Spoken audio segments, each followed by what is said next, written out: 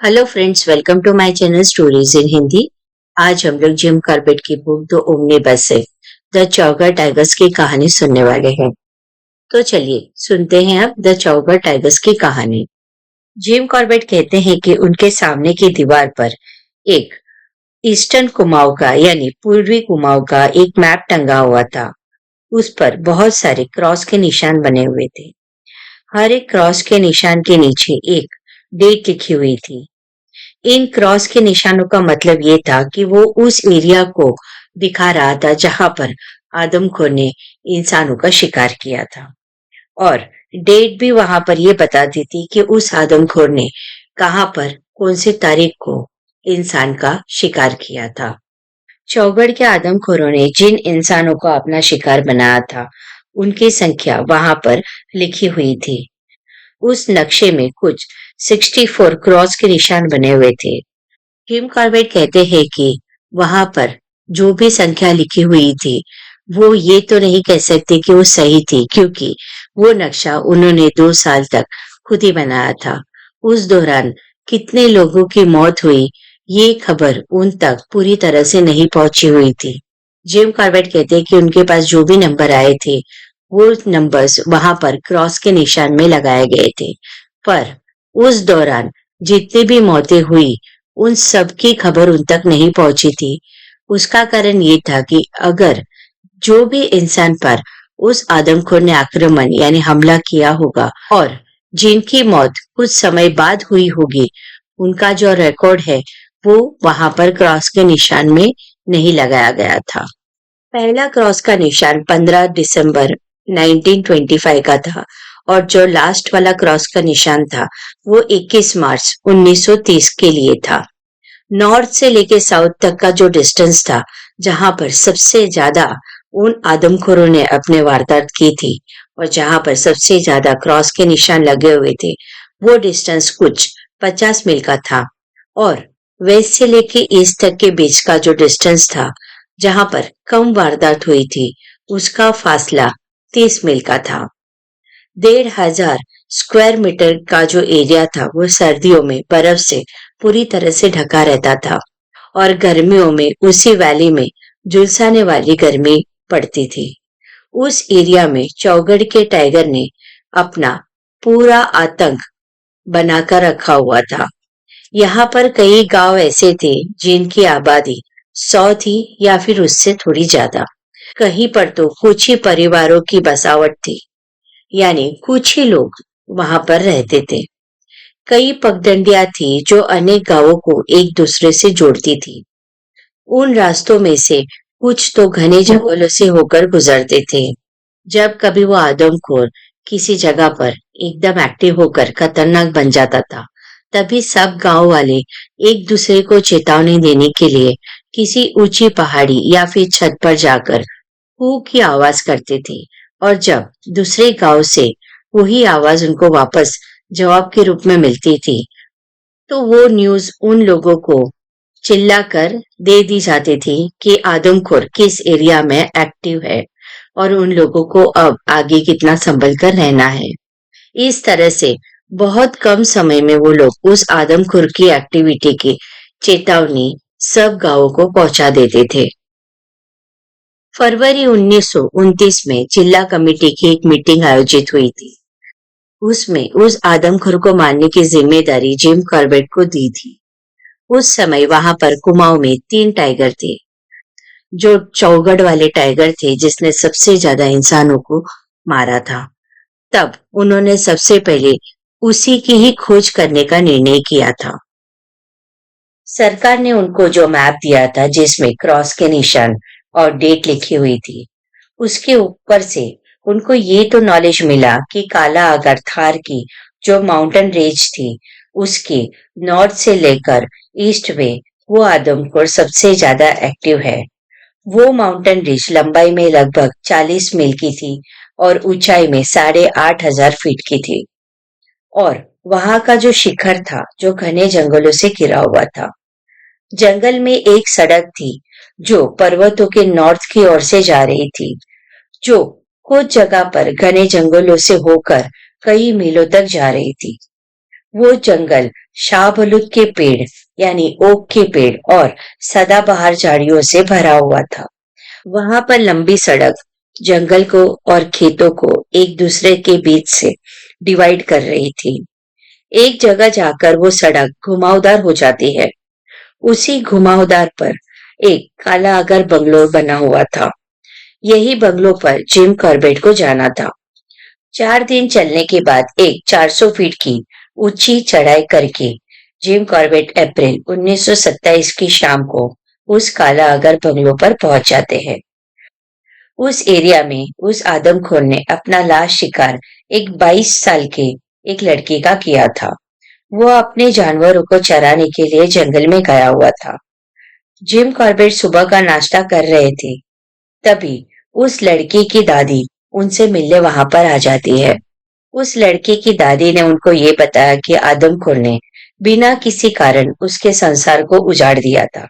उसका एकमात्र रिलेटिव था उसका पोता, जिसको उस आदमखोर ने मार दिया था। वो अपने पोते का जन्म से लेके पूरा इतिहास वहां पर उनको बताने लगी। उस लड़के के गुणों का बखान करने लगी और उसके बाद उस दादी ने अपनी 3 दुधारू भैंसों को उनको देने की जिद की। उसका कहना था कि टाइगर को मारने के लिए अगर उसको अपनी भैंसों को भी एज अ बेट के रूप में रखा जाएगा तो उसे ऐसा लगेगा कि उसने अपने पोते की मौत का कुछ तो बदला उस टाइगर से ले लिया है। जिम कॉर्बेट नैनीताल से आते समय 4 यंग बैलों को अपने साथ लेकर आए थे। ये 3 फुल ग्रोन जानवर उनके कुछ भी काम नहीं आते, लेकिन वो मना नहीं कर सकते थे। उस बूढ़ी औरत का अपमान होता ऐसा उनको लग रहा था। इसलिए उन्होंने उन 3 भैंसों को अपने साथ रख लिया और उनको थैंक यू कहा और दादी को ये आश्वासन दिया कि जब भी उनको बैलों की जरूरत पड़ेगी एज अ बेट यूज करने के लिए, वो उसका जरूर उपयोग करेंगे। नजदीक के गांव के मुखिया वहां पर आए हुए थे। उनसे उनको ये इंफॉर्मेशन मिली कि 10 दिन पहले 20 मील दूर एक गांव में टाइगर को देखा गया था। माउंटेन रिज की ईस्ट की ढलान में उसने एक कपल को मारकर खा लिया था। अब 10 दिन पुराने पगमार्क्स के पीछे जाना वेस्ट ऑफ टाइम था। उन्होंने एक मुखिया से लंबा डिस्कशन किया और उसके बाद उन्होंने माउंटेन के यानी पर्वतों के ईस्ट की ओर बसे डलकानिया की ओर जाने का डिसीजन लिया। डलकानिया काला अगार से 10 मील दूरी पर था। लगभग इतनी ही दूरी पर वो गांव था जहां पर उस कपल की हत्या उस टाइगर ने की थी। मैप पर लगे हुए निशानों के हिसाब से तो ऐसा लग रहा था कि उस टाइगर का हेडक्वार्टर्स डलकानिया और उसके आसपास के जो गांव है वो ही है, यानी वो वहां पर ज्यादा एक्टिव रहता है। अगली सुबह वो नाश्ता करने के बाद काला आगार छोड़ देते हैं और जंगल की सड़क पर चल पड़ते हैं। उनको ये बताया गया था कि वो सड़क उनको माउंटेन रिज के एंड तक लेकर जाएगी। वहां से सड़क छोड़कर उनको डलकानिया से 2 मील नीचे की ओर जाना होगा। वो सड़क उनको घने जंगल तक लेकर जाएगी। यहाँ लोगों का आना जाना बहुत कम था। जिम कॉर्बेट उस जगह पर दोपहर को 2 बजे तक पहुंच जाते हैं। वहां पर वो कई लोगों से मिलते हैं। वो सब डलकानिया के ही निवासी थे। जिम कॉर्बेट वहां पर आने वाले थे। ये मैसेज उन गांव वालों को कू करके ये तरीके से उनके पास वो न्यूज पहुंच गई थी। वो उनको बताने आए थे कि उसी दिन सुबह टाइगर ने खेतों में फसल काटने आई हुई औरतों पर हमला किया था। वो गांव डलकानिया से नॉर्थ की ओर 10 मील पर था। उनका सामान उठाकर चलने वाले आदमी ऑलरेडी 8 मील चल चुके थे, फिर भी वो लोग आगे जाने के लिए तैयार थे। पर जब गांव वालों ने उनको ये बताया कि वो गांव यहाँ से यानी उस जगह से 10 मील की दूरी पर है और वो रास्ता बहुत उबड़ खाबड़ था और घने जंगलों से होकर जा रहा था, तो उन्होंने उन आदमियों को उन गांव वालों के साथ डलकानिया वापस भेज दिया।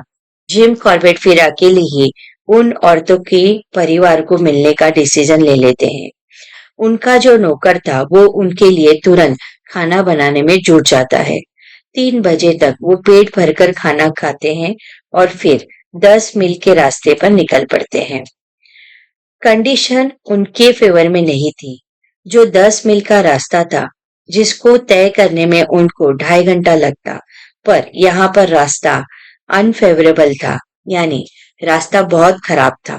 इसलिए उनको वहां पर पहुंचने में काफी टाइम लग गया। पहाड़ी के ईस्ट की ओर से निकलने वाला रास्ता गहरी, नैरो वैली और रविन में से अंदर बाहर निकलते हुए बड़ी बड़ी चट्टानों से, कटीली झाड़ियों और पेड़ों से घिरा हुआ था। इसके अलावा उनको अपने ऊपर एक अचानक हमला होने की संभावना भी लग रही थी, यानी वहां पर एक भूखा आदमखोर था जो कभी भी उन पर हमला कर सकता था। इस डर के कारण भी उनकी थोड़ी स्पीड कम हो गई थी, जिस कारण उनको पहुंचने में लेट हो गया था। वो अभी भी अपने डेस्टिनेशन से कई मील दूर थे। अब सूरज ढल रहा था और अब उनको ये चेतावनी मिल रही थी कि अब उनको यहीं पर ही रुकना होगा, क्योंकि आगे बढ़ना खतरे से खाली नहीं था। जिम कॉर्बेट कहते हैं कि किसी और एरिया में सूखे पत्तों के ऊपर और ऊपर आसमान में चमकते सितारों के नीचे सोना, यानी जमीन पर सोना एकदम आरामदायक होता, कंफर्टेबल होता। पर यहाँ पर जमीन पर सोना यानी मौत को इनविटेशन देने जैसा है। किसी पेड़ पर चढ़कर सोने के लिए वो तैयार थे। उनको काफी अच्छा एक्सपीरियंस था। वो कोई भी पेड़ पर जाकर अपनी पूरी रात वहां पर निकाल सकते थे और आराम से सो सकते थे। उनके लिए बहुत ही सिंपल बात थी। इस बार उन्होंने एक ओक का पेड़ चुना, अपनी राइफल को एक ब्रांच से बांध दी और फिर उनको सोए हुए कुछ ही घंटे हुए थे कि पेड़ के नीचे से उनको कुछ जानवरों की सरसराहट की आवाजें आई और उस आवाज से उनकी नींद टूट गई। वो आवाज आती रही, फिर उनको उनके पेड़ के ही नीचे पंजों की घिसने की आवाजें आने लगी। तब उनको ये समझ में आया कि करफल के पेड़ों पर भालू चढ़ने की कोशिश कर रहा है। उन्होंने दिन में छोटे छोटे वहां पर पौधों को देखा था। वो पौधे 6 फुट की ऊंचाई पर ही उगते हैं। भालू उस पेड़ पर लगी छोटी छोटी लाल बेर जैसी रासबेरी खाते हैं। खाते खाते वो लोग आपस में ही भिड़ते रहते हैं जब तक उनका पेट नहीं भर जाता। इस फल को इंसान भी बहुत स्वाद से खाता है। अब सूरज उगकर 2 घंटे हो चुके थे जब वो उस गांव तक पहुंच जाते हैं। वो गांव पूरी तरह जंगल से घिरा हुआ था, जो 5 एकड़ का था और वहां पर गांव वालों के नाम पर सिर्फ 2 ही झोपड़ियां थी और एक कैटल शेड था जहां पर वो अपने जानवरों को रखते थे। यहाँ पर रहने वाले एक छोटे से ग्रुप में उस आदमखोर का आतंक छाया हुआ था। उनको देखकर उनकी खुशी का कोई भी ठिकाना नहीं था। उन झोपड़ियों से थोड़ी सी दूरी पर गेहूं का खेत था। वहीं पर ही टाइगर बैठा हुआ था। 3 औरतों पर वो आदमखोर झपटने ही वाला था कि उसी समय वहां पर जो आदमी थे उनकी नजर उस आदमखोर पर पड़ जाती है और फिर वो लोग शोर मचाने लगते हैं और ये आवाज सुनकर वो टाइगर जंगल की ओर चला जाता है। वहां पर उस टाइगर को और एक टाइगर मिल जाता है और फिर दोनों पहाड़ी से होते हुए नीचे वैली में उतर जाते हैं। 2 झोपड़ियों में रहने वाले सारी रात सो नहीं पाए थे, क्योंकि उन दोनों टाइगरों को अपना शिकार नहीं मिला था और उस गुस्से से वो लोग रात भर वहां पर ग्रॉल करते रहे थे। उनके आने से थोड़ी देर पहले ही वो दोनों टाइगर चुप हुए थे। 2 टाइगरों की बात जिम कॉर्बेट को पहले भी बताई गई थी। जिम कॉर्बेट कहते हैं कि पहाड़ी लोग अतिथि सत्कार के लिए काफी फेमस होते हैं। जब उन्हें ये पता चला कि वो जंगल में पूरी रात गुजार कर आए हैं और उनके जो साथी थे, जो लोग तलकान्या में ही रुक गए थे, तो वो उनके लिए खाना बनाने में लग जाते हैं। उनको पता था कि उनके पास खाने का जो सामान है वो बहुत कम है और शायद उनके लिए खाना बनाने में ही उनका सामान खत्म हो जाता। इसलिए जिम कॉर्बेट ने उनसे 1 कप चाय की ही मांग की। वहां पर चाय पत्ती भी नहीं थी, तो उन लोगों ने जिम कॉर्बेट को ताजे दूध में गुड़ डालकर दे दिया, जो उन्होंने बहुत ही प्यार से पिया। वहां पर जो आदमी थे, उन्होंने उनसे रिक्वेस्ट की कि उनकी फसल की कटाई हो जाने तक वो वहां पर निगरानी करें। तो जिम कॉर्बेट ने उनकी ये बात मान ली और उनकी निगरानी में उन लोगों ने अपनी फसल को काट लिया। दोपहर को फिर जिम कॉर्बेट उन सबको थैंक यू बोलकर उसी डायरेक्शन में चल देते हैं जहां से उनको रात भर उस टाइगर की ग्रॉल करने की आवाजें सुनाई दे रही थी।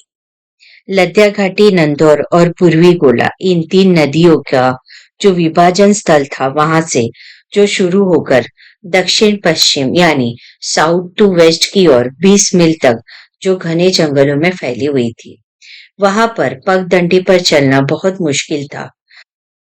जिम कॉर्बेट को उस टाइगर को देखने की इच्छा थी, इसलिए वो एक ये कर सकते थे कि वो उस टाइगर को अपनी तरफ अट्रैक्ट करे या फिर वो जंगल के निवासियों से कहकर उस टाइगर का पीछा करे। जो लोग आदमखोर का शिकार पैदल चलकर करना चाहते हैं, उनके लिए जिम कॉर्बेट कहते हैं कि ये जानकारी इंटरेस्टिंग होगी। वो ये है कि जंगल में पशु पक्षियों की और आकाश में जो हवा की डायरेक्शन होती है, वो उस शिकार के लिए यानी उस स्पोर्ट्स के लिए बहुत ही इम्पोर्टेंट रोल निभाती है। इसके अलावा जिम कॉर्बेट कहते हैं कि उन जंगल फॉक्स का यहाँ पर नाम लेना नहीं चाहते, जिसकी अलार्म कॉल पर हमेशा स्पोर्ट्समैन यानी शिकारी डिपेंड होता है। हवा का डायरेक्शन किसी भी ऊंचाई पर हमेशा एक इम्पोर्टेंट रोल प्ले करता है। यहाँ पर पैदल चलकर शिकार करने वाले स्पोर्ट्समैन के लिए हवा के बारे में कुछ इंफॉर्मेशन वो शेयर करना चाहते हैं। जिम कॉर्बेट कहते हैं कि टाइगर ये नहीं जानता है कि इंसानों को गंध यानी स्मेल की कोई भी नॉलेज नहीं होती है। जब वो आदमखोर हो जाता है तो वो इंसान और जंगली जानवरों के साथ सेम बिहेव करता है। टाइगर अपने शिकार को पाने के लिए हमेशा हवा के ऑपोजिट डायरेक्शन में चलता है या फिर वो शिकार की वेट करता है और हवा के डायरेक्शन की ओर लेटा रहता है। उस बात का इम्पोर्टेंट तब समझ में आता है जब कोई स्पोर्ट्समैन टाइगर को देखना चाहता हो। तब उस बात की भी पूरी संभावना बढ़ जाती है कि टाइगर भी शिकार के वेट में कहीं पर छिपकर लेटा हुआ होता है। इस कंपटीशन में टाइगर की ऊंचाई, रंग और बिना आवाज किए हिलने डुलने की जो कैपेसिटी है, वो इंसान को कमजोर कर देती है। ऐसे कंडीशन में हवा ही एक ऐसी चीज है जो शिकारी के फेवर में काम करती है। हत्या के सभी मामले, चाहे वो छुपकर हो या फिर चुपचाप किया गया हो, वो हमेशा पीछे से ही किया जाता है।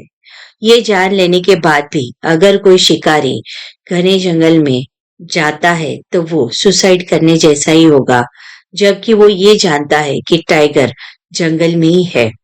फिर भी जब तक वो हवा के डायरेक्शन का साइंस नहीं समझ लेता, तब तक वो सक्सेस नहीं होगा।